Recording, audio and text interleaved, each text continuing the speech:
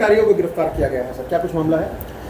इसमें central agencies के कुछ इनपुट के आधार पर तथा गुड़गांव पुलिस को एक पीड़ित के द्वारा एक शिकायत दी गई थी, जिसमें उसके द्वारा आरोप लगाए गए थे कि बॉबी कटारिया से जब उसका संपर्क हुआ एक सोशल मीडिया प्लेटफॉर्म के माध्यम से, बॉबी कटारिया के द्वारा उसको झांसा दिया गया कि वो उसको यूएई में नौकरी दिलवा सकता है।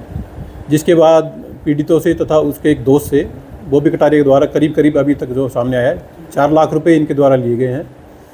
बॉबी कटारिया के द्वारा पीड़ित तथा उसके दोस्त को लाओस भेजा गया, जहां पर कटारिया के द्वारा दिए गए कुछ लोगों से पीड़ित का संपर्क हुआ।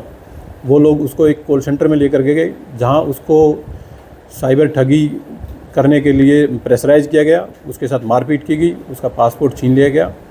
वहां से 1-2 दिन के बाद पीड़ित निकल करके किसी एजेंसीज के संपर्क में आया और उनके माध्यम से वो वापस भारत आया।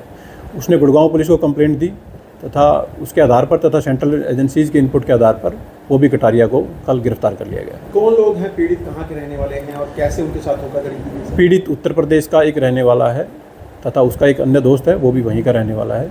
वो लोग गुड़गांव में बॉबी कटारिया से उसके ऑफिस में आकर के मिले थे, जहाँ से इस धोखाधड़ी की घटना की शुरुआत हुई।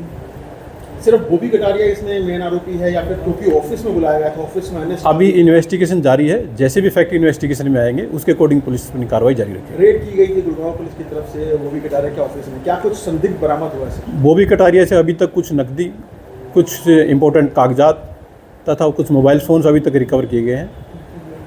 किन धाराओं के तहत मामला दर्ज किया गया?